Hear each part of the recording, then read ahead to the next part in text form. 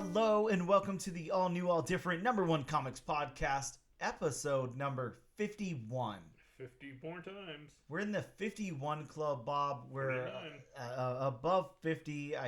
Wow. This is our last proper episode of the year. We're winding down. We just got out of holiday season. You and I just got out of holiday retail hell. Well, I guess I can't say we're out of it. We still have New Year's to deal with, but we're out of the major holiday retail hell. Yeah, out of the thick of it, I guess you could say.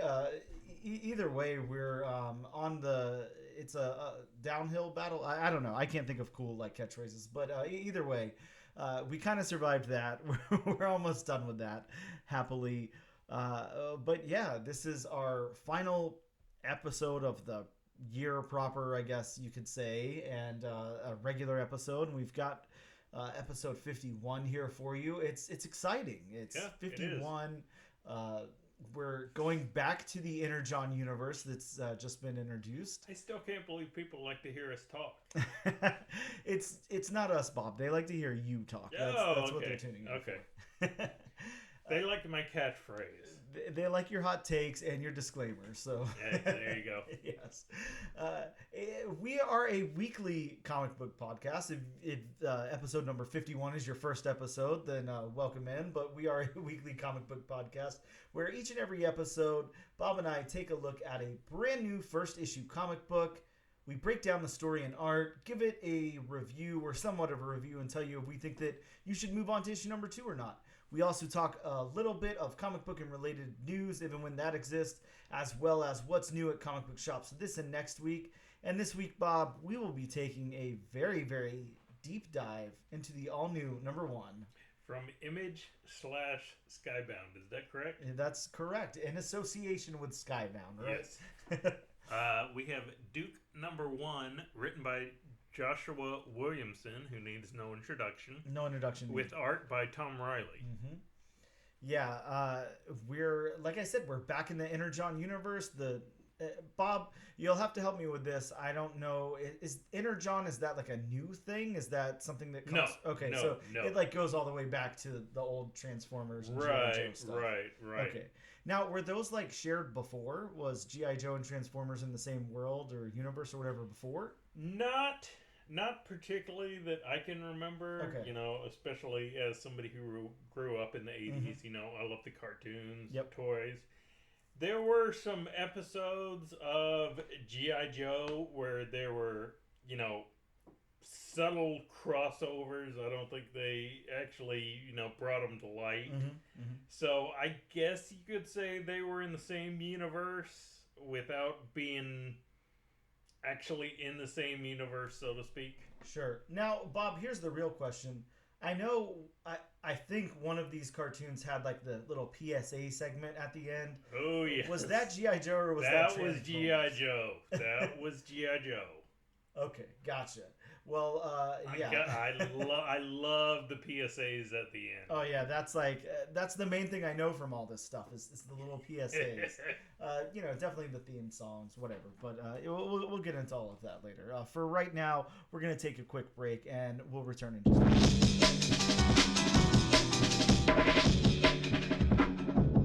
And we are back with episode number 51 of the all-new, all-different number 1 comics podcast. Bob, it is time for the news portion of the show. And while I don't have any huge breaking news or anything, it's the end of the year. There's not that much cool stuff going on. There's not going to be a whole lot of news. Yeah, we're wrapping up. But there is some, I don't know. I don't even know if you could call this stuff news. But there's some stuff for us to discuss, I guess I could say.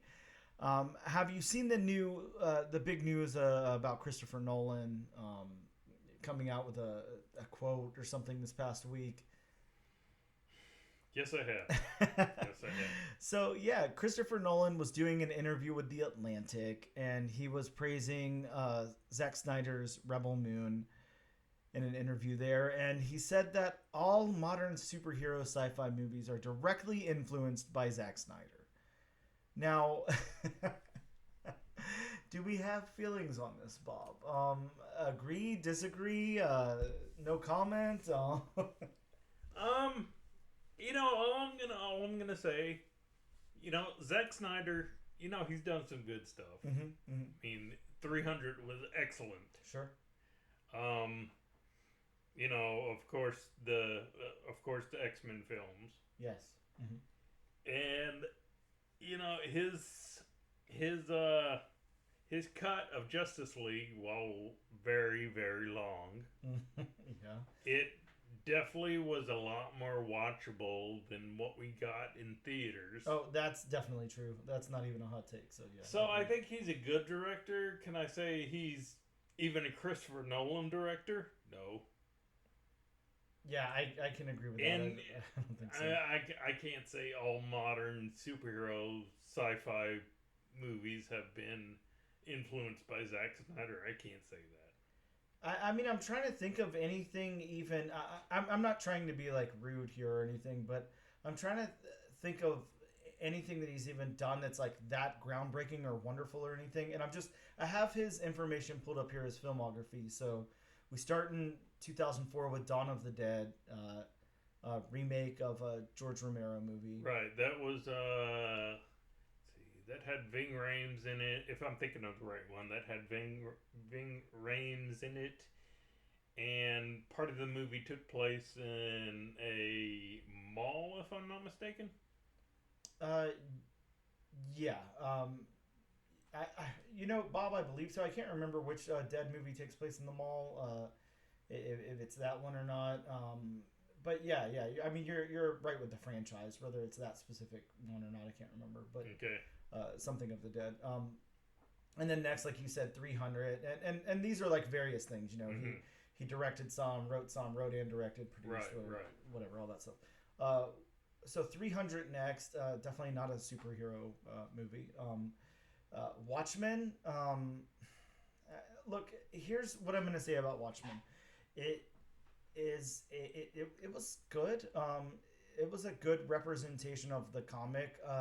I'm not one of those people that thinks Watchmen is like the most influential like comic book ever. I think it's okay. Like I don't dislike it, but I don't think it's the greatest thing ever. But you and I have talked plenty of times before about the deconstruction of superheroes and all that. I'm just not really into that. It's not my thing. I think there's so many fresh takes and stories to tell about superheroes already that I'm not ready for the deconstruction. I don't really care for that kind of thing that much. So while I think it's okay, I don't think it's that groundbreaking. That's my opinion, and it can stand to be my opinion, but that's my opinion. Next, we have Legend of the Guardians, the Owl of the Gahul. Cool. Okay, sorry. Yeah, I don't know what to say about that. It's not anything I've ever seen. No, I've never seen it. Now, next is a movie that I really do like, and I think is a good movie. Do I think it's the platform for every modern superhero movie? No. Sucker Punch. Most people don't really like that movie. It's like a campy, like, whatever. Yeah, I honestly think Sucker Punch was before its time. Sure. Yeah. I think if it came out within the past 5 years, mm-hmm. I think critically and commercially it would do a whole lot better than it did. Oh yeah. Very entertaining movie to say the least. Now, next up is, probably, I don't know if this is maybe what Christopher Nolan's trying to rest his hat on here. I'm not sure what specifically he could be talking about. But next up is Man of Steel. Now, is that what... I guess I just don't understand what Christopher Nolan could be using to say that everything is influenced by his his movies here, because... we really haven't come across one yet at all, and now we're all the way into 2013 with Man of Steel. So, is that what he's trying to say about Zack Snyder? I don't think there was anything revolutionary or groundbreaking about Man of Steel. I liked Man of Steel. I thought it was a good movie. I liked Man of Steel. I mean, but again, I just don't think it was, I don't think it revolutionized anything. I'm trying to think of everything that came out from, and this isn't like a MCU versus DCU whatever debate, but like I'm trying to think of everything up until 2013 Marvel had already put out that was much more revolutionary in my opinion. There had been a lot at that point. I mean, the only thing revolutionary about it, to my knowledge, is it was a more serious take on Superman than the Christopher Reeve Superman movies. Sure. Yeah, agreed. So next up we have 300 Rise of an Empire. Bob, I don't think anybody saw that movie. I don't know. I didn't watch it. Decent movie. Oh, okay. And I mean, I'm sorry, maybe hot take here. Batman v Superman: Dawn of Justice. I really didn't like that movie. I thought it was terrible. Yeah, too convoluted and stitched together. Now, Wonder Woman from 2017 was good. It was good. It was probably, in my opinion, up to that point, the best DC movie that had come out. Mm-hmm. It might still be the best. I'm still saying it. I'm still saying it's the best one that's come out. Yeah, I think I can probably agree with that. Then next up we have Justice League. 2017's Justice League. This is, of course, Ben Affleck, Henry Cavill, Gal Gadot, Ezra Miller, Jason Momoa, Ray Fisher, Jeremy Irons, of course, all of them. Mm-hmm. Bob, I think this is pretty panned for being bad. Like, people didn't like this at all, right? People didn't like it, but again, like I said, his version was definitely more watchable than what we got in theaters. Sure. It didn't seem as stitched together, whereas Justice League, what we got in the theaters, seemed like scenes just stitched together, whereas this Zack Snyder version, at least it had more of a narrative. Mm-hmm. Yeah, and we'll get to that because right now we're talking, the 2017 version, I guess. But then next up to 2020, we have Wonder Woman 1984. Now, Bob, I think that everyone can agree this movie, to say the nicest I can possibly say about this movie, has a lot of problems. A lot of problems, yes. Like, it's almost like you took somebody who knows absolutely nothing about filmmaking and had them make this movie. And the weird thing is, it was directed by Patty Jenkins, who did the first Wonder Woman. Yeah. And you look at the quality of the first Wonder Woman, and you compare it to 1984, and it's kind of like, what happened? Well, and to give him credit, like, he was only a producer on that. That's all. He didn't do anything else. But still, I mean, it's on his filmography here. We're going over the filmography. We're trying to figure out what exactly Christopher Nolan is talking about. Right. Next up, we have the Snyder Cut, of course, like we already talked about, which, we can both agree is much better than the other cut. I don't see... I'm going to say this, I guess. I don't see any need whatsoever to have a 4-hour-long Justice League movie. I think that was way, way too much. I do agree that, stuff got cut out and it got chopped up all weird for the 2017 version, but for this to be the whole realized vision, a 4-hour-long movie that had, like, way too much shit in it that could have been cut out, like, I'm just gonna say that doesn't make it good, in my opinion. Next up is Army of the Dead. And then after that, Army of Thieves, and then now we have Rebel Moon. So I guess I'm just at the point where I'm trying to figure out what exactly Christopher Nolan could be talking about. Yeah, exactly. And it's weird because I think Christopher Nolan himself, inspires more movies. Well, yeah, definitely. Than Zack Snyder. I think directors have probably, like I said, been influenced more by Christopher Nolan movies than, I just haven't seen anything influenced by Zack Snyder. Yeah, I agree. I don't see anybody out there praising Zack Snyder for any of those. And again, the only real, I guess there's like 5 movies in there that I could think of that people, or maybe that he could be talking about. You have Watchmen, you have Wonder Woman, you have Justice League. I mean, I don't know if I'm supposed to count 300. It's not really a superhero. I mean, it's not a superhero movie, so I don't know. But I mean, you gotta face facts. That may be the most revolutionary movie he's done. Yeah, you could be right there. Either way, I just think, cool. Cool that Christopher Nolan is out there praising him, and he really liked Rebel Moon and all of that. Now, Rebel Moon is like #1 on Netflix right now. I guess maybe this is like a shitty, a cheap shot or something. I don't know how to word that, but I mean, being #1 on Netflix, like on a streaming site, while that's cool and everything, I mean, it's Netflix, dude. It's like whatever the newest thing out is going to be #1, and then on top of that, you have a really big director attached to it. Of course, it's #1. Like, it would be very odd if, something that wasn't new or wasn't by a big director was #1 right now versus a Christopher Nolan movie. That would be very odd. So, it feels like it was a given that it would be #1, whether it was good or bad. It doesn't matter. Like, wasn't Wonder Woman 1984 #1 on HBO Max whenever it came out, and it wasn't a good movie. Nobody liked it. So, but it was the hot thing that came out, exactly, and everybody was watching it. Yeah, it's like, how much can you really say about that? So either way, I just wanted to kind of throw that out there and kind of discuss it. Next up, and this is kind of weird to talk about right now because I'll do my disclaimer first. We all know that Vin Diesel had already publicly talked about ending his contract with Marvel with Guardians 3. Like, he was like, hey, I had a blast, I'm done, now. So it's not like we can say he was fired or anything like that. You definitely can't say that about him. But this is the first time that Groot is not being voiced by Vin Diesel in What If Season 2. So does that mean anything? I don't think so. I mean, I think that obviously all of the voice acting was recorded before any allegations came out or whatever. But let's talk about the allegations. There's, dude, people are just falling like dominoes. It sucks.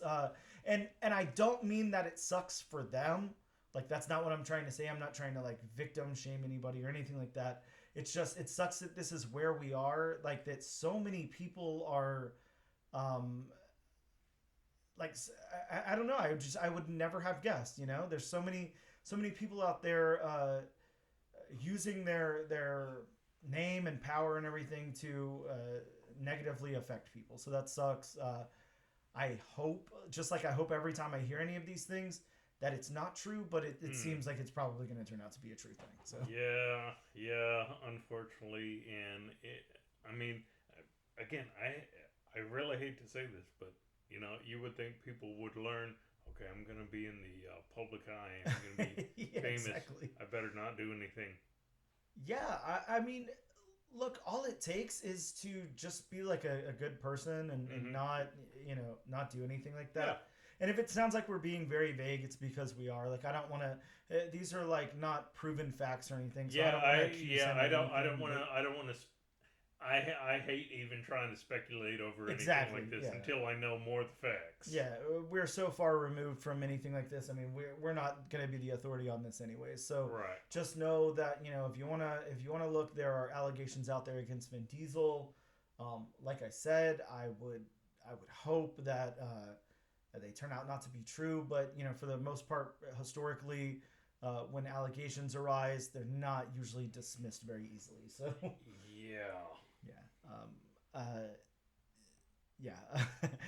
Now next up, maybe I don't know if this is more positive news or not. I hate to be like a downer the whole time, but I don't know how we take this news.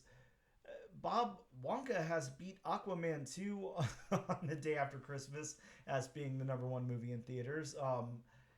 I think I don't know. I've heard such bad things about Aquaman 2, and it looks bad to me. But it sounds fun, a Indiana Jones type adventure. I don't know. It sounds like a fun movie. But yeah, I could never get down on that first one. We've had this conversation a few times. Right. Have you seen Aquaman 2 yet? Are you planning on seeing it? No, I'm probably gonna wait until it comes to screening. Yeah, streaming. Yeah. I mean, part of me early on was kind of like, okay, I'm gonna see this, but I rarely ever go to the theaters anymore. I mean, to me, it's getting a little. I mean, prices are getting a little out of hand. A little, yeah. You know, at theaters. I mean, on some of my comic sites, I have read the comments that I've read a mixed bag. You know, of course, some people think it's utter crap. Mm-hmm. But then I've heard other people say, how good it is. It's so fun. Jason Momoa is a great Aquaman. Mm-hmm. Yada yada yada. So I don't know. I have mixed feelings on it. And I'll say this: we have a mutual friend who just went and saw it, and he told me, he's one of those friends. He watches everything that comes out streaming, every movie he sees, like opening night, all of that. So, he came up to me and he's like, saw Aquaman 2, and kind of a disappointed tone in his voice, and I said, was it that bad? And he went, yeah, it's as bad as you think it is. And I said, okay. I trust his opinion. He's and I'll tell you off air who I'm talking about, which I'm sure you know anyway. But I will say this: there's a movie podcast that I listen to. They pretty much talk about everything that's come out, as it comes out and all of that. Well researched. They're actually I don't know, went to school for film and everything. Some of them have made film. Very, very pretentious. I'll say that right off the bat. Like the most pretentious people you could imagine. Like they're basically sucking up to Martin Scorsese all the time and all that. Killers of the Flower Moon was like their favorite movie of the century or whatever. And like I said, very, very pretentious. But I sat there and listened to their review of Aquaman, and they talked about it for like an hour and a half, and they talked about all the pitfalls and where it fell short and how it didn't work and blah, blah, blah, and the comedy was so stupid and this and this. And then at the very end, they all recommended it. They said that it was a good enough movie to recommend. So, I don't know. I mean, I think it lays somewhere like, kind of weird. I was really scared after watching The Flash and that post-credit scene with Jason Momoa. What was the future for Aquaman? We know that this is the end of Jason Momoa's Aquaman, and possibly he'll be recast as Lobo, but I guess only time will tell if that actually materializes or anything. But I just that tone that they left him off and at the end of The Flash there, I was just like, I don't I already didn't like the first Aquaman movie, and then this just brings it down a whole nother level for me. So I wasn't very interested in watching it. I'm like you, though. Once it comes to streaming, I'll give it a shot. The Flash was enough to hold my attention, but it was really bad.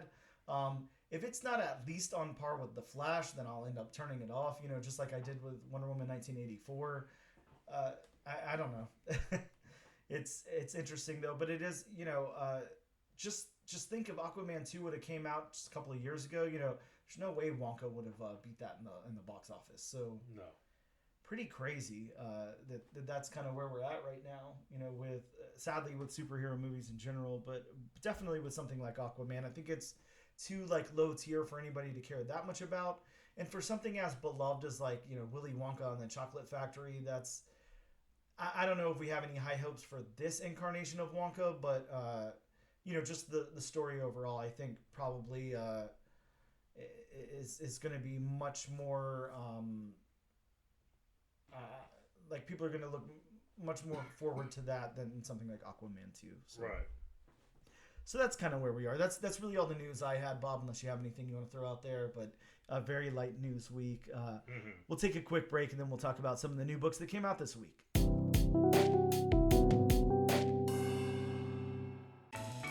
Do you listen to albums start to finish? Do you love concept albums? Are you always the first one at a party to bring up King Gizzard? Say no more.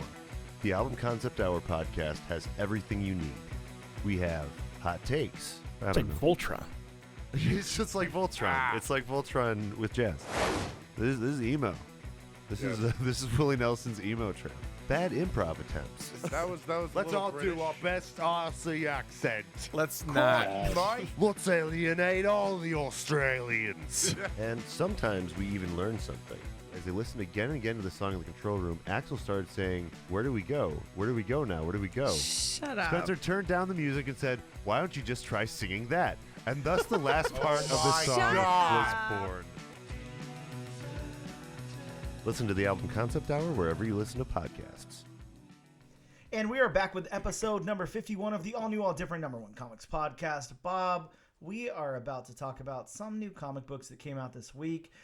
Like you had told me before at the comic book shop, because we actually ended up at the comic book shop together this week, which rarely ever happens. Maybe, I could probably count on one hand the amount of times that's happened this year. But I was going to say, it's probably happened more times in December than it has the rest of the year combined. Exactly. But always great to have Bob at the comic book shop with me so we can talk about comics because that's what we like doing, talking about comic books. So that's what we do on this podcast. Well, I thought we knit. I mean, we can knit. We can knit and talk about comic books at the same time. I guess nobody would ever know. We could knit a comic book. I like that. That would be a new medium there, a knitted comic book. I want somebody to take the time and effort to knit a comic book. Every single page, every detail. Just imagine. I'm trying to imagine, like, even just like on like a blanket or something, getting like a full picture and making it look good. Much less like a like panels. Like knit a Hulk 340. Oh yeah, that'd be nice. Ooh, yeah. Maybe we could get a knit version of that nice Bill Sienkiewicz Wolverine Predator cover that came out this week. That would be nice. Bill Sienkiewicz, if you're out there, hit me up. But yeah, let's talk about some of the new books that came out this week. Oh, and the point of my story there about us being at the comic book shop together was, like you said, this is one of the smallest weeks for comics in a long time. There's not a lot. Bob, I only spent $100 because I added some back issues in. That's a low week for you. Yeah, very. I mean, I can't think of the last time I spent $100 on comic books. It's usually a lot more than that. So, yeah, I guess good for me. But not much this week. So let's first of all, Marvel. We had a Gang War tie-in, #1. So this was Deadly Hands of Kung Fu, Gang War #1. Freaking amazing covers on this one. There was a Stormbreakers cover who I can't remember who it was by, but then you had that regular David Aja cover that was phenomenal. That's the one I picked up. There was only one copy of that Stormbreakers cover left, and it was a little bit damaged in our shop. Otherwise, I would have picked up both covers. So I guess maybe that's why I barely broke 100. But next up, we had Giant Size Superstars #1 facsimile reprint. Bob, I mean, I don't even remember seeing this one, if it was there or not. I don't know. Maybe our shop didn't order very many, but not something I was planning on picking up either way. Next up, we had Miles Morales Spider-Man 14. Of course, I picked that up. That is a Gang War tie-in. We've got Timeless #1, which, the end of the year, they're doing on Timeless every year. This has the debut of 2 new Marvel icons. Now, what can that mean? What exactly is a Marvel icon, I wonder? How many DC has that character named Icon? Exactly. But how can you proclaim something an icon that's just been released? That's a good question. So I guess they have a lot of faith in these 2 new icons. I can't wait to read it and figure out what those are. But this does tease the slate of Marvel stories throughout 2024. So I guess we're expecting something big to be in there. And then, of course, we have that Wolverine 1 foil reprint. Came with a non-foil and a foil. I picked up the foil. Why not? $8, whatever. We'll take it for some nice Wolverine art. Next up from Image Comics. Bob, a comic that I'm very, very excited about. I know you are too. World Tree is back with issue number 6. I cannot wait to see what's going on here. I don't know if this is like a new storyline, if we're going to dip back into what was going on. I have no clue. I purposely have not read any solicitations. I want to be surprised. I honestly can't really remember how number 5 ended. I mean, I think I have some vague recollection about how number 5 ended. I'll probably have to go back and read the end. Oh, hey, I mean, that book's always worth a reread. Yeah, so exactly. Nothing wrong with that. Yeah, such a well-written book. Yeah, I was so excited about that. Also from James Tynion, from Boom Studios, we got Book of Butcher, Something is Killing the Children spinoff.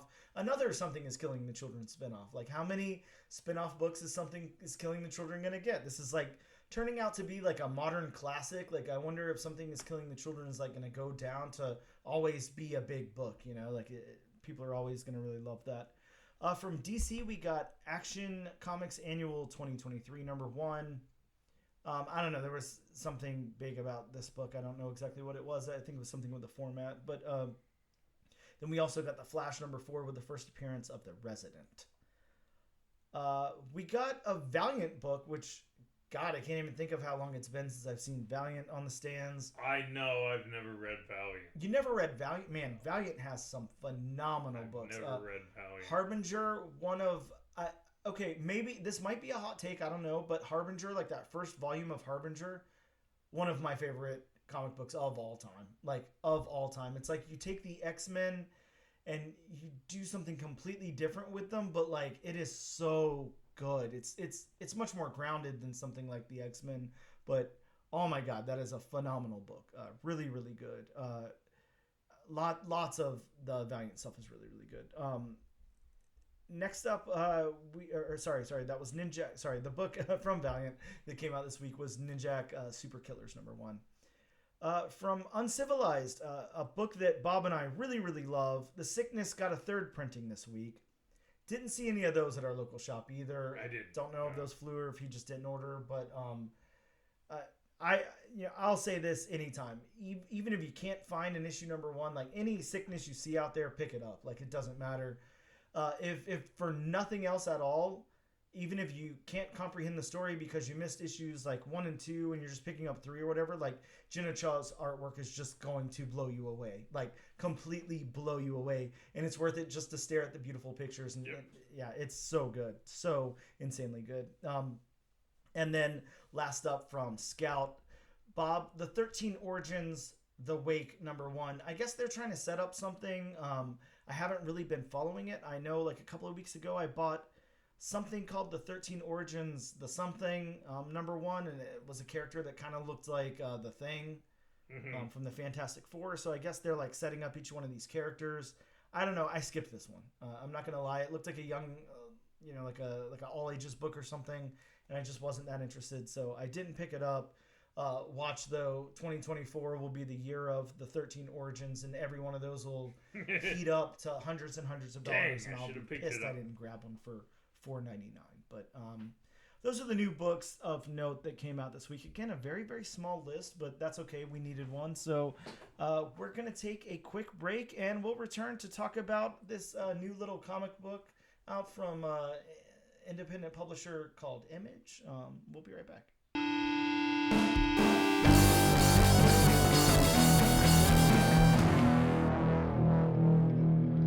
And welcome back to the all-new, all-different #1 Comics podcast, episode number 51.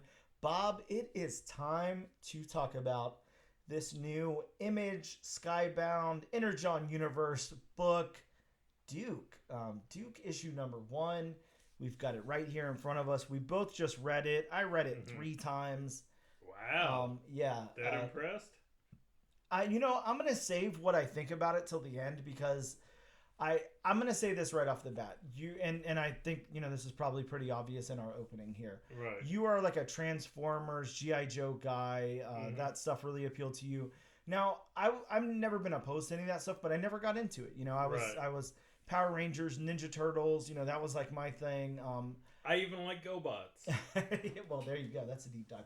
But yeah, I never got into these things. So, so it's much more your wheelhouse than mine. So this is like, if you know anything about me, maybe, the listeners probably can't tell this just by listening to the podcast or whatever, but like, I can't let anything go. Like, I have to like research everything like to the fullest extent, like as much as I can, all of that. I don't like to go in blind on things without knowing information. And, that's a lot of information to gather on both of those franchises. Oh, yeah.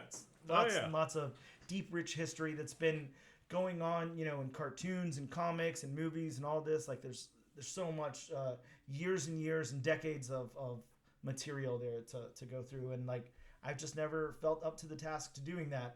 Even something that I love, like Ninja Turtles, Michael Bay put out those movies. I watched the first one, then I was like, I'm not gonna do this again. I don't really care. I haven't even watched Mutant Mayhem because of that, and I know that has nothing to do with him. But I was kind of like, maybe this stuff isn't really for me. I'm reading comics. I like that. Like I don't know if I have time to get into all these little pocket dimensions of all this stuff. But no, if I'm interested in something, I mean, I look up pretty much all I can, research all I can. Yep. Like, Star Wars, I'm a huge fan. I'm sure I know more about Star Wars and, than, most people, or at least I'd like to think. More than George Lucas, that's for sure. But maybe not that much. Yeah, but yeah, this is new to me. I'll say that this is new to me. I can't even say I know the basic story. Once you strip it down to its, I know G.I. Joe was like army guys. That's what I would equate it to. Like they're dudes in the army or something, or maybe they're like a special force, like a special team of army guys. So they're not even army guys. They're kind of like a Task Force X who aren't villains. Okay. They're like a special ops unit. They're like the Green Berets of, I guess you would say, the army, so to speak. Okay, understood. Yeah. So again, I can't even recant, something like that. Same thing with Transformers. They're robots in disguise. They come from like another planet and then come here and do something. And there's two like factions of them and they fight against one another. That's all I know. So yeah, somebody who's completely ignorant, to this kind of thing. And somebody who knows a good deal of it. So I was going to say, that's why I'm here. Yeah, we got a good mix. So, that's good. But let's get into the creators really quick.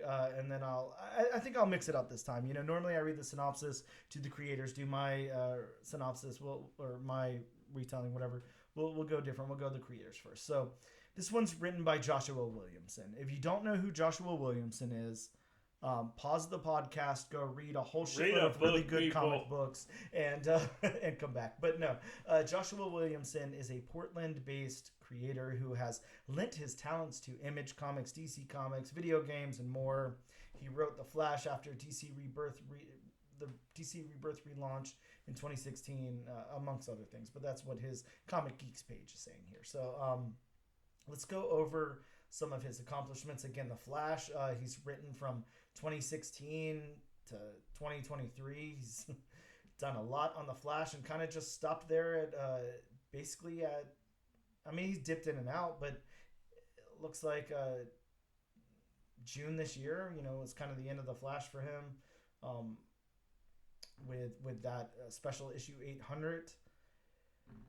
Next up from there, we have Birthright. If you haven't read Birthright's really, really good. It's awesome. It's from the same imprint of Skybound from Image here. Really, really good story if you haven't read Birthright. Nailbiter. Bob, have you ever read Nailbiter? I have not. So we talked about Where Monsters Lie a little bit throughout this year, a book that we both really liked a lot.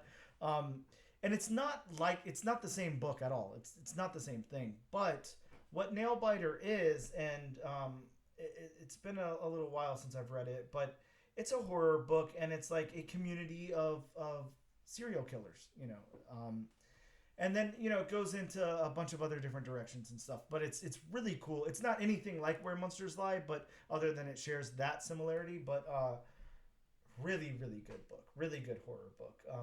Came out, I want to say, it started in 2014, and now I can't remember when The Walking Dead started. I think The Walking Dead was before that, I'm guessing. Yeah. Maybe like 2011 or something. But yeah, it was kind of in that pocket. Everybody was talking about like horror and indie horror books. It was like a big thing. So this was a big indie horror book. It lasted all the way till 2017. It was a really good book.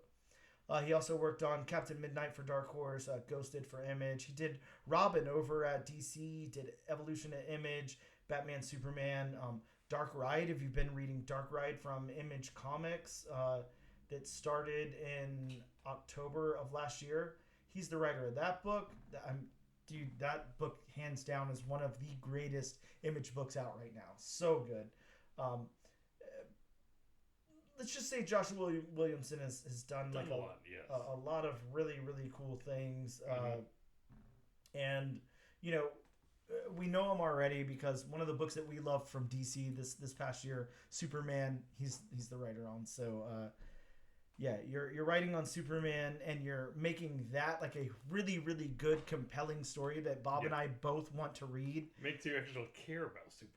Yeah, I mean, from two dudes who, you know, I mean, we like Superman by proxy, of course, but like, when's the last time you can think like you've been collecting and actively reading Superman, you know, month to month or whatever? Like, never. You know, maybe in the early 90s. Yeah, I mean, literally, this is the first volume of Superman I picked up. Yeah, so, I mean, if that doesn't tell you something about Joshua Williamson, I don't know what to tell you. Go out. If you need some more convincing on Joshua Williamson, I will just say pick up 2 books. Pick up Nailbiter #1, pick up Superman #1. You will instantly be like, this is one of my favorite comic book writers in the entire world, and I love him now. So that's really all I can say about that. We have Tom Riley on art here, and Tom Riley has worked on The Thing over at Marvel, the book from that ended in the middle of last year, the Thing like mini series. I don't know how many issues that was, 6 issues, I guess. Really, really good art there. He did an Ant-Man 4-part mini last year as well. Some fantastic art on that. He was the illustrator on, he was the cover artist on the Wasp that we covered here on the show. All those covers really, really good. If you remember those, that was a 4-part mini. Each cover was really, really cool. Yeah, the first cover with all the wasp on it. Yeah, that was really good. Yeah, really good stuff. Yeah, he's done some cool work. He's worked on Star Wars, Dark Droids, D-Squad, again on art, like usually doing cover art, which is really interesting once we get into this book, you know, that we're going to talk about and everything, that he's been heavily doing cover art, and then we're going to get into the interiors here to talk about that, which is going to be interesting. Colors by Jordi Belair. Bob, I'm not even going to go into Jordi Belair. Just like Joshua Williamson. Exactly. You don't really need to say anything. I will say this, and we'll get into the colors at the very end of our review. We always do. We talk about the colors because they're important. But you know what? I'll save it. I'll wait till we get there. That's the creative team, and then we're going to go into the synopsis really quick from Image's site. So codename G.I. Joe starts here. Conrad Hosser has made first contact with an alien being and lived to tell the tale. But no one, not even Colonel Hawk, believes the story of the jet fighter converting to a colossal alien robot that nearly killed the man known as Duke. Now, one of the U.S. Army's most decorated soldiers is on the hunt for answers, drawn into a conflict that no amount of training could ever prepare him for. A war that only a real American hero has any chance of surviving. Superstar writer Joshua Williamson and artist Tom Riley kick off the first of 4 action-packed miniseries that will introduce the best and worst humanity has to offer in the Energon Universe. Now, damn it, Bob, this is why I don't read synopsises. I'm going to get into my review. We're going to get into our review. We're going to talk about if we like the book or not and all of that stuff.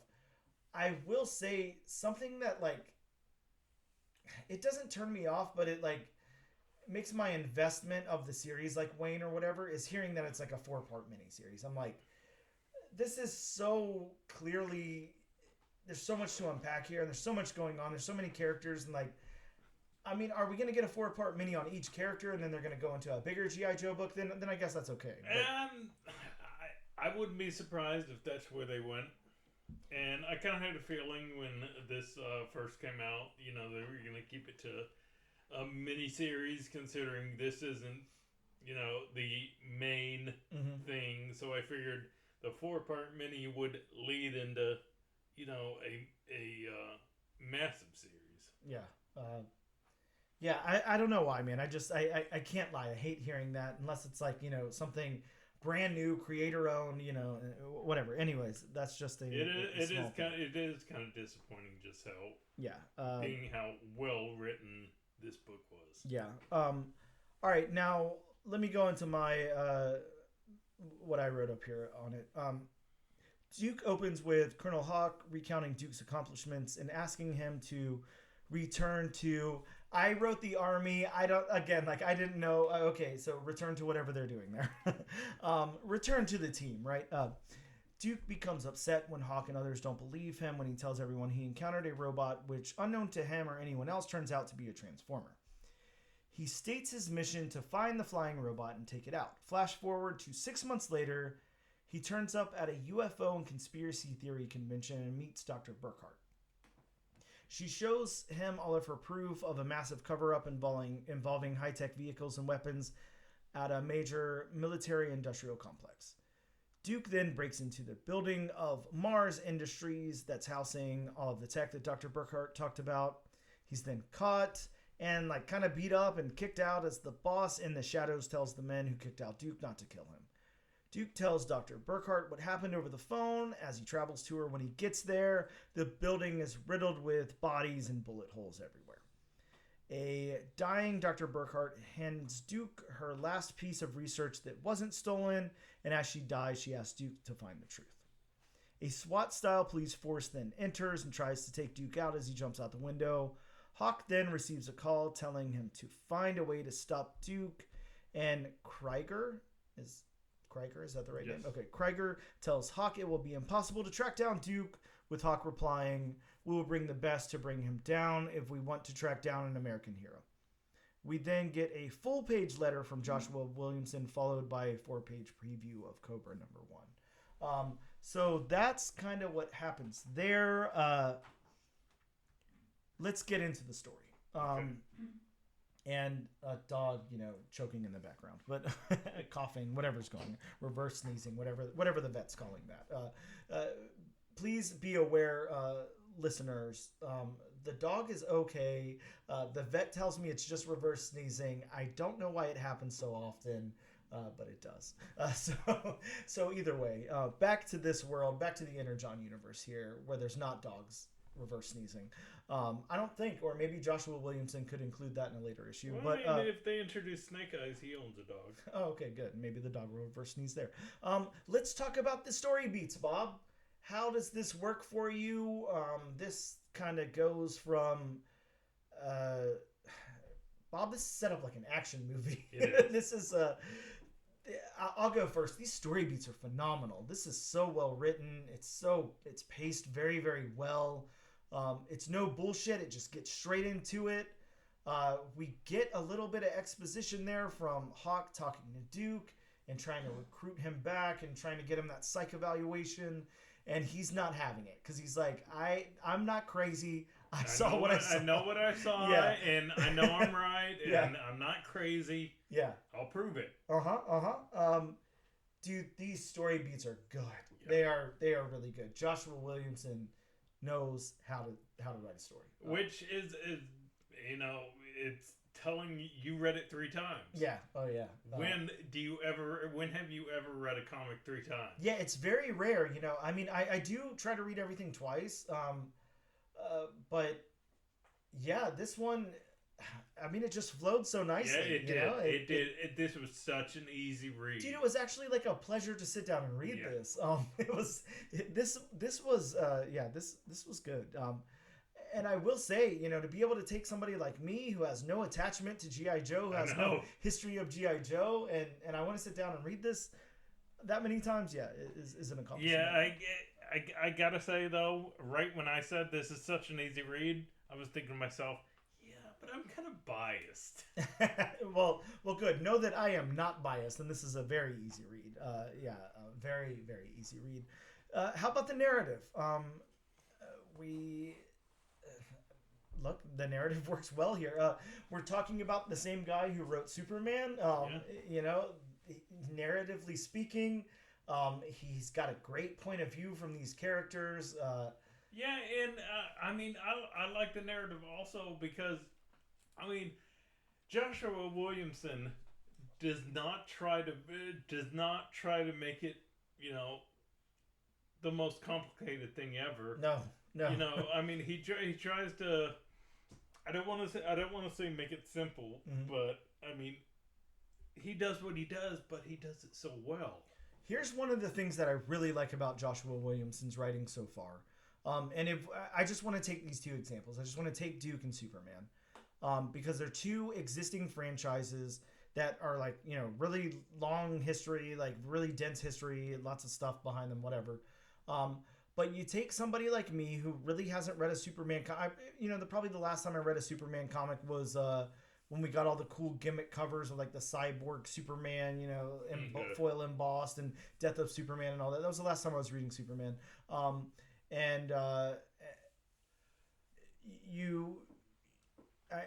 know nothing. I don't know what's going on with Superman lately. I don't know anything about what's going on with G.I. Joe.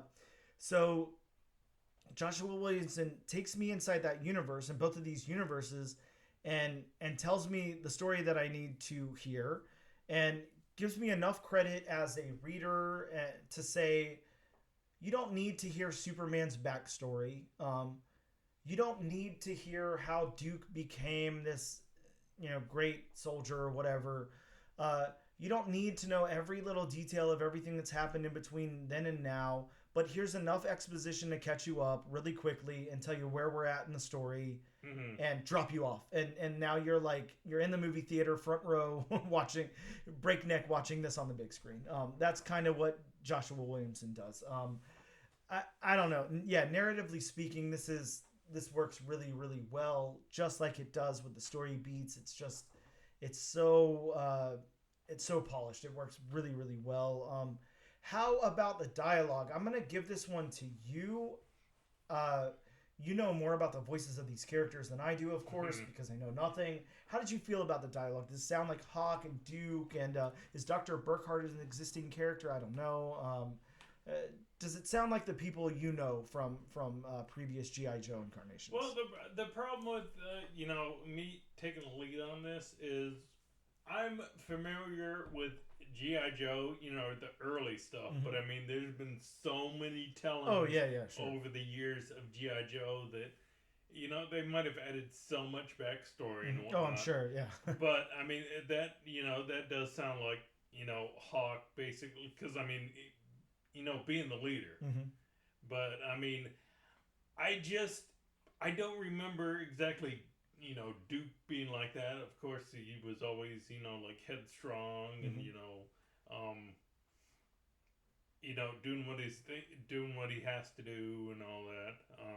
I mean, and it makes sense what they did to him here, because even if this isn't his origin story, now he's like kind of a rogue agent because something happened, So yeah, we can't really say, in the previous in the previous G.I. Joe, cartoons or comics or anything, that he had really encountered a Transformer before. This is something new that's happened here in this Energon universe. But does the voice of the character Duke, align with your expectation of Duke?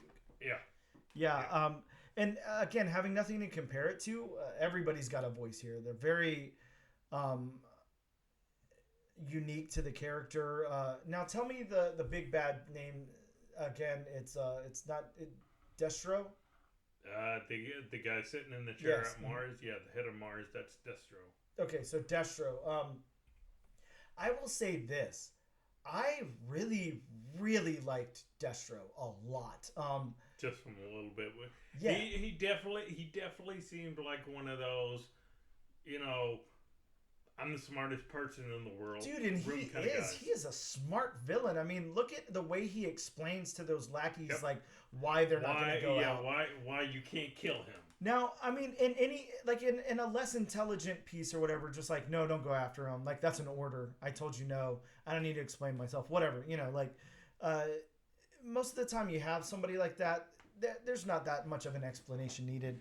But he's very thoroughly, explaining to him why we're not going to do this, why we're not pursuing this. Yeah, exactly. We can't kill him because there's other people looking for him, and it would just draw attention to us. Yes. I mean, it's like, What villain does that? Yeah, this is such a well thought out plan and setup that Joshua Williamson has here. I mean, and same thing, dude. Look back at Superman. It's all so well thought out and planned out. It's like he's thinking like 1,000 miles ahead of what's going on here. And I would not be surprised if every single aspect of this was already mapped out and there's no surprises, for him as he's writing this. It's not like, one of those happy accidents happen or whatever. Like, this just seems like so tight knit. Like, he knows exactly what he wants to do here and really pulls it off. So, yeah, I think the dialogue is really, really cool. What about the world building? We're in the world of G.I. Joe. We're in the bigger universe of Energon. Energon. I don't know how to say that. Yeah.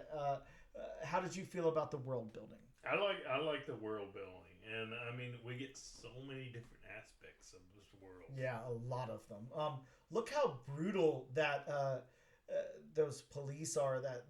That police force, that comes in after Duke. Whoever came in after Dr. Burkhart and everybody around her and everything. That's just brutal. Yeah, and the world overall. Let me say this. This might be. I don't know. Hopefully this doesn't like upset anyone or anything. But like, I am not like a huge like military type of guy. Like I don't really like follow things involving war, like I'm just not big into that stuff. I'm not like a big like gun guy or violence or anything like that. I like comic book stuff, but that's where it ends.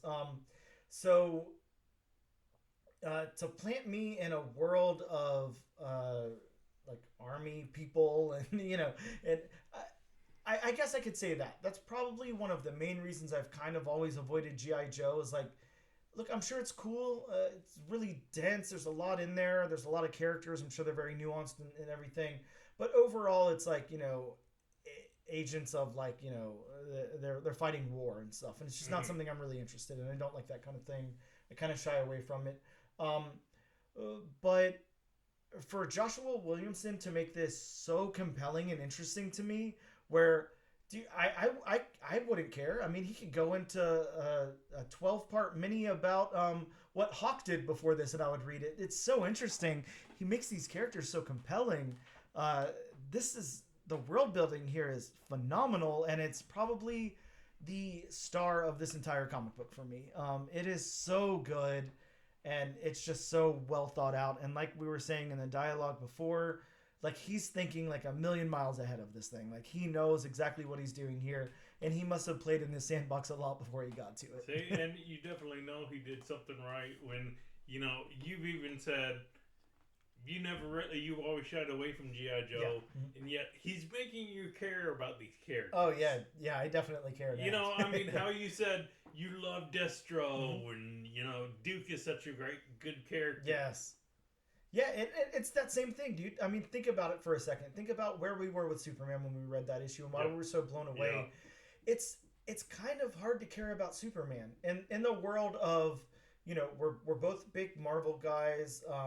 We have like really like flawed Spider-Man type of characters and X-Men and stuff like that. And you take some perfect hero like Superman. Yeah, sometimes it's just like, who cares? A hero who's basically stronger than everybody. He's got more powers than everybody. Exactly. It gets less interesting when they're so overpowered. Yeah. They're invincible. And it's just the Boy Scout and all that.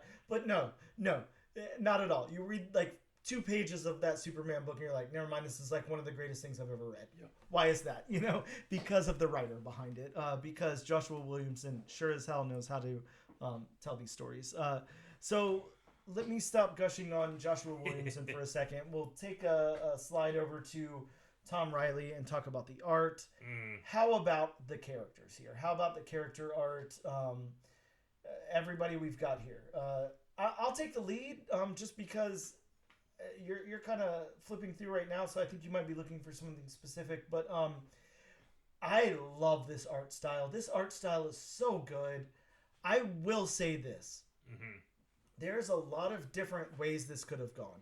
You could have had that very flawless look to it, something really vanilla that works, and it would have been a lot less interesting. This is, I don't know how to say what this art is. It's just different. See, and you were just talking about the art, and you just said you could have had something flawless that was vanilla. Say, Superman art by Jamal Campbell. I mean, we loved Jamal Campbell's artwork. Oh yeah. For this book, I don't think that would have worked. I agree. Yeah. I mean, being that it's about a military branch and being what it's about, you want something that's a little bit grittier, a little rougher, more, darkness to it. Yes. This art is really, really good. I really, really like it. It's like on full display. It goes all over the place. There's panels where I see so much detail and so much expression and all of that. There's panels where they're basically just in the background. You've got it open to a panel right now that's nothing but shadows. His shadow work is just on par. Like everything in this whole book just runs the full gamut. Like it's like you go everywhere with this artwork. It is very, very good. The characters are very, very well drawn here. They look wonderful. I mean, I have it open to this page, and you see a panel of just a statue. Yep. In the Mars headquarters, lobby. Yep. And you go from something. I mean, even just a statue. I mean, just how detailed it is, how majestic it is, and then like you said, we get to just a page of nothing but shadows. Yeah, this art is really, really good. Tom Riley was such a good choice for this book. Yeah. I mean, dare to say, I think he was the perfect choice for this book. I don't see anybody else pulling this off the same way. Well, I mean, it's just like we've talked before about, you could have, two superstar team. That doesn't mean it's going to work. Yep. No, completely agree. You need to get the right artist, in the right writer, and I think Joshua Williamson and Tom Riley was such a great choice. It was the dream team for this. Yeah, I agree with you. So let's go over to the backgrounds. I don't know, Bob. This is like a different kind of thing. There's not a lot of backgrounds here. You're a big background guy. I think sometimes whenever we need a background, like you got that first appearance of Destro there, and there's a lot of background, very detailed. But for the most part, background is a secondary thing in this book. Yeah. Give me your thoughts, and then I'll give you mine. Oh, the backgrounds. I mean, in Destro's, I guess, throne room, you would call it. With the fire surrounding the chair, and all the instruments of torture. Yep. In the background. And I've got it open to a panel where Duke is looking out over the factory floor, and I mean, I know this won't mean much to you because you're not a G.I. Joe fan. I'm not exactly sure what the exosuits are, but the tank-looking things, they're called his tanks. Okay. So they do exist in the G.I. Joe universe. Ah, okay. So that's just such a great nod. And let's see, stalling for time so I could look for it. That's okay. You look and I'll give some thoughts. Yes, please. My thoughts on the backgrounds are this, and I think I said this about somebody recently. It might have been in our last episode, actually. I'm not too sure, but I will say Tom Riley is very, very good at putting in background when background is needed. And to him, it's not always needed. To him, sometimes we're very up close and personal with what's going on with the character, and we have that point of view, and we've got solid color back there, and it works so perfectly. And then sometimes it is jam-packed with so much going on in the background, so much detail, that... Yeah, I mean, it goes from one extreme to the next, and it's not jarring. It feels natural, and it feels focused and very intentional. I'll say that. So, while, you were stalling, thank you, so I could look for that page I was looking at. But speaking of backgrounds, this is right after the 6 months. 6 months later. Uh-huh. Yes, Yep. thank you for telling me. We get to this. We get to the panel of just seeing the books on his passenger seat, which he's been studying before he gets to the conspiracy theory group that he's going to see. But you see one book that's just it says UFO on it. Yep. Of course, about UFOs. And then you see one book which you can't see the bottom half, but it's called Mindbender, and it has a giant brain on it. I'm just gonna point out, since you know nothing, Dr. Mindbender is a character in the G.I. Joe universe. Okay, good. So it's like a little Easter egg to that. Yeah, it's okay. like a little Nice. Easter egg in the background. Ah, very cool. Yeah, I love that. And again, like I was kind of trying to explain at the beginning of this, there is, wow, that's a very intense dog coughing there. But yeah, there's so much here for me as somebody who knows nothing about the source material. And then there's Easter eggs in here. They're not like hitting me over the head, hitting you over the head with them. Of course, you're going to recognize a lot of these characters. You're going to recognize names, all of that. But the subtlety of what's going on for somebody who doesn't know much about it is wonderful. Very wonderful. But yeah, the background's great. How about the locations, Bob? We kind of go all over the place here. I think there's a lot of locations to talk about. We have, I don't know, the headquarters that Duke and Hawk are at. We have Duke then, traveling 6 months later in his car to, it looks like, he's in Washington there, and he's meeting this conspiracy theory group wherever they're meeting at. Then we go into the Mars headquarters. We see Destro and his, like you called it, the throne room. Then we go back to where Dr. Burkhardt is, and from there we're going back to, I don't know, I guess like a little outside shot of Hawk near a helicopter with what was that character's name? The Cover Girl. Yeah, Kyger or something. The locations they work really, really well. They're all clearly identified. Like I was just able to kind of recall them here. I think locations work well. How about the last little bit, the colors? Of course, we have Jordi Belair on the colors here. So I think it's going to be no surprise that we both really like the colors. The colors, like I said, I mean, you want, in a book like this, you want the darker tones and all that. Yeah. But I must say, especially in the panel where Duke sees all the bodies lying on the ground, and I mean, it is just a red, I mean, not bright red, but it is just that crimson blood red hue. Yeah, dude, those whole two pages, nothing but blood everywhere. That is so awesome. Yeah, it looks wonderful. Yeah. And how about this? This says a lot about Jordi Belair as a colorist, because it would be easy to dismiss colors, to just say, I don't know, they look good, whatever. Take somebody like, one of my favorite colorists of all times is Laura Allred, who works with her husband, Mike Allred.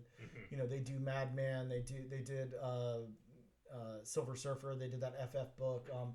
Very, very distinguished, very stylized, very easily identifiable. The second you see a Mike Allred piece along with Laura Allred, or just Laura Allred by herself for that matter, whenever she colors, it's very, very identifiable to Laura Allred. It's her style, it works, it's done very well, whatever. Sorry to cut you. No, you're fine. But as a comic fan, when you're reading a comic, I mean, it like you said, it's easy to dismiss colorists and saying, it's just colors and all that. But you could have a great artist working on the book. You could have, I'm not going to use Alex Ross because he does his own colors basically. But I mean, you could have like McNiven or probably even Ramita Sr. Drawn the art. But if you don't have somebody who can put the right colors with the right kind of tone on everything, then I mean, the art may be beautiful. It's going to fall flat. Oh yeah, completely agreed. Something that we talked about a lot this past year was like that color palette throughout a book, right. and that's really important. Right. It's an important part because it kind of ties the whole book together. It ties certain scenes together. It ties feelings. It evokes emotions. Whatever. A color palette's really important to a book, and that's something that whenever it works really really well, it stands out. It works really really well. The few times I can think of in recent memory where it hasn't worked well, it really kind of ruins the whole book. And what I was getting to with my point when I was talking about Laura Allred and everything. Now, while I love her, I think she's an amazing, amazing artist. Jordi Belair is just so incredibly versatile that you're not going to recognize a Jordi Belair piece. Like if somebody didn't tell you who the colorist on this book was, you would not immediately go to Jordi Belair because she is so versatile and she can adapt to any situation. And she makes it work for the book that she's in. She doesn't have like a thing where you're like, oh, that's Jordi Belair on colors. That doesn't happen. She can pop in and out of any scenario. Look, she was on World Tree and she's on this book. Two massively, massively different color palettes, that work for the book that they're in. Two massively different style books that work well. Exactly. And the colors work wonderfully for the book that they're in, but they're not interchangeable. It doesn't look like you'd never, not seeing that credit there, go, oh yeah, both of those are Jordi Belair. You'd have no clue. So, mad props to the colors there. Jordi Belair really knocking it out of the park. Really making this a very, very cool, unique perspective and style. And even throughout the book, again, like you talked about, we have this 2-page spread here with all the, we're in that crimson, like bloody mess and everything. I mean, that just works so well. And that's just a pocket in this book of different color palettes going on. So works really, really well. Bob, let's get into the last question, the question of the podcast. I think that it's probably going to be pretty clear what we're both going to go to. Would you recommend that our listeners pick up issue number 1 or add issue number 2 to their pool? I would absolutely 100% with every fiber in my being suggest this book. Yeah, it's going to be so weird. I mean, you've sat here and heard us talk about all of this stuff about the book, all the good. We really haven't pointed out any bad. There's not much that I can think of here. And I told you from the start, like I told you guys listening, the Energon Universe is like a new thing for me. Sorry, these characters are all new for me. I'm not a storied Transformers fan or G.I. Joe fan or anything like that. I'm going to say this right off the bat. Now, when it came to Transformers number 1, I liked that book and I recommended it. It was a little wordy. It was a little... harder for you to follow. Very hard for me to follow. Because I don't have the knowledge of, I don't have that information. I don't know exactly what's going on. I don't feel like it was laid out enough in a way to where somebody like me who knows absolutely nothing can jump right in and feel confident that they know what they're reading. I don't blame... didn't Daniel Warren Johnson write that book? So I do not blame him at all. He's kind of catering to that fan base. And I mean, you should. Why else? You can't reinvent these things every, 2 years or whatever, whatever. Now this, on the other hand, this is like perfect for somebody to just jump into. You don't need to know anything at all. Everything you need to know is self-contained in this book right here. If you know a whole bunch of shit, awesome. You're going to catch extra things like Bob did. There's going to be Easter eggs in here for you. You're going to recognize some characters and go, hell yeah, I know what they're going to come up later as or whatever. Super cool. But let me say this, and I'm going to try really, really hard not to do like the recency bias thing or whatever. We are coming up on our, year-end episode where we're going to, give out our awards for greatest this and best that and blah, blah, blah. I am so kind of bummed out that this is the last episode of the year, and I think that it would be unfair to include this on that list. This is one of the greatest things I have read this year. This is so good. This is so well done. The team up here of Tom Riley, Jordi Belair, and Joshua Williamson is second to absolutely none. There's no better creative team that could have worked on this. I don't have the letterer's name in front of me, but even the letterers here really... Russ Wooten, sorry, is the letterer. Even the letters here, working in conjunction with the book so wonderfully. This cover is phenomenal. Everything about this book is a 11 out of 10. This exceeds every single expectation, and I cannot wait for issue number 2 to come out. I'm so excited. I alluded to it a little bit before when I read the synopsis from the website. I'm pissed this is only 4 issues. I want this to go on forever, and I would continue to read every single issue. And Joshua Williamson, if you're out there listening, maybe that will light a fire under your ass to do a volume 2 or something, because holy shit, this was really, really good, and I'm really impressed with this. This was an absolute pleasure to read. I'm so excited that there was not a lot of books to choose from this week, because I think this probably would have gotten pushed off to the back burner for something I was a little more familiar with, or some bigger indie title or whatever.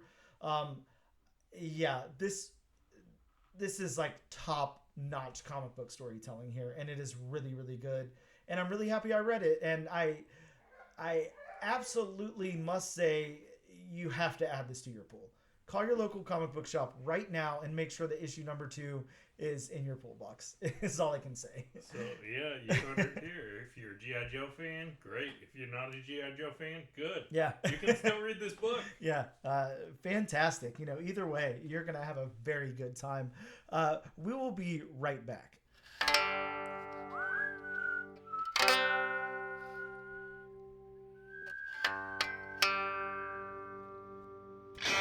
And welcome back to episode number 51 of the All New, All Different Number One Comics podcast.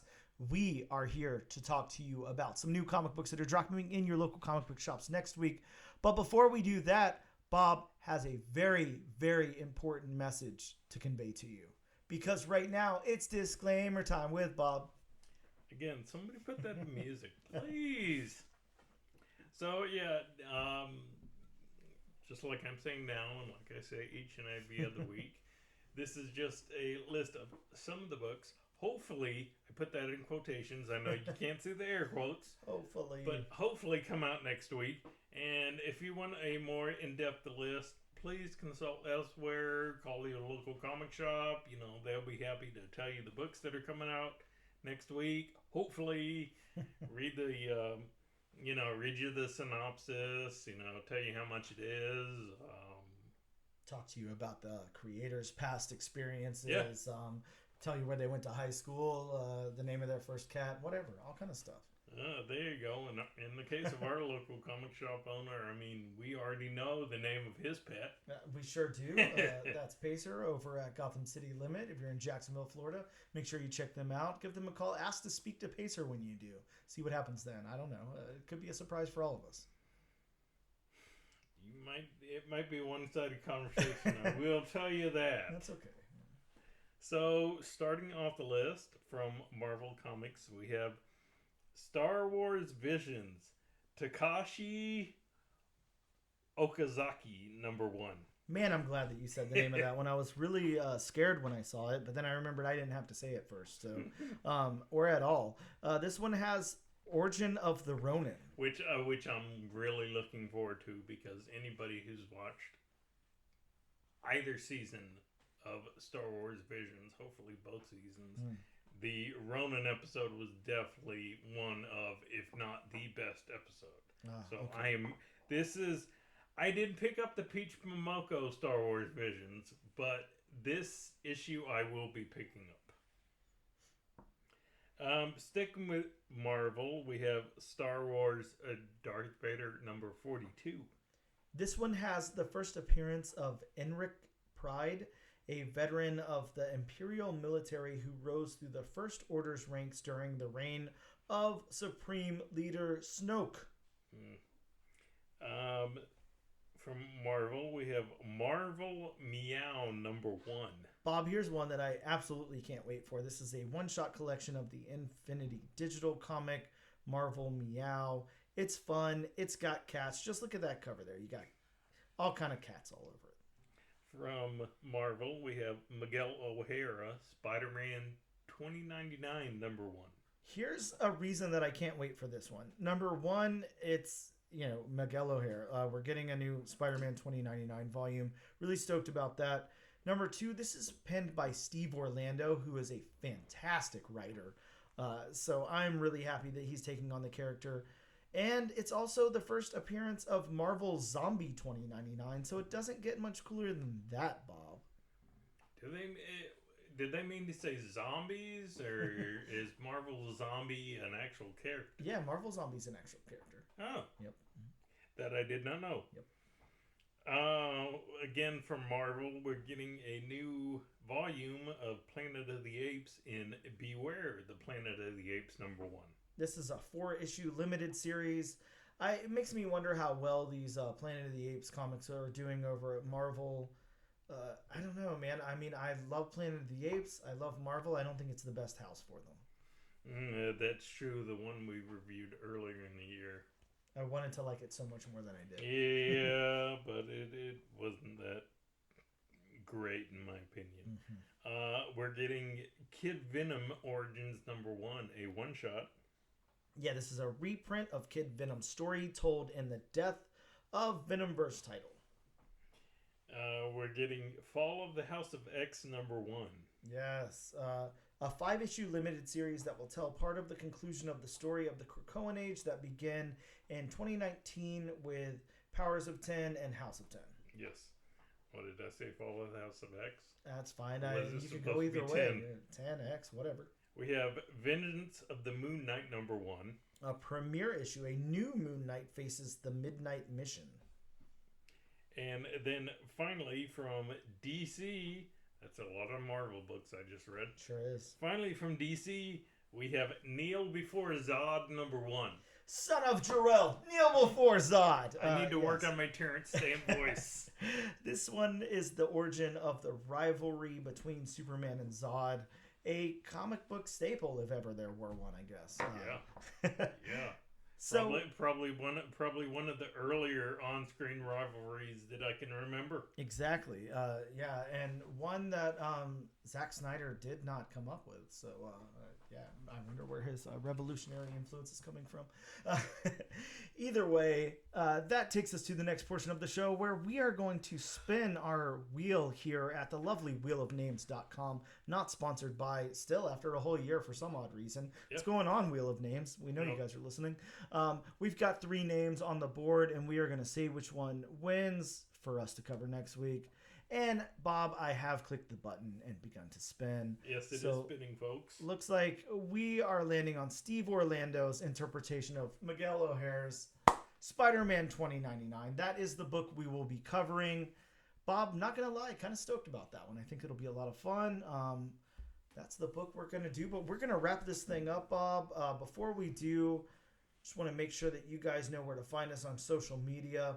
You can check us out on Instagram at ANAD_1 Comics Podcast. We are on X at ANADNO Comic Pod. We're also on TikTok at ANAD1 Comics Pod, and on YouTube under the Comic Book Channel. This and every single week, we would absolutely love to give you a copy of the issue that we covered. This week being Duke number 1. Trust me, if you can get a copy of this for free, you're doing damn good. Yeah. All you got to do is use the hashtag AllNewAllDifferentNation in a social media post of your choice to be entered in the giveaway. And thank you guys so much for tuning in. That wraps up 2023 for us. We'll see you guys next year whenever we cover Marvel's new number 1, Miguel O'Hara, Spider-Man 2099. Thank you so much for tuning in, and thank you for a wonderful first year here at the all new, all different number 1 comic.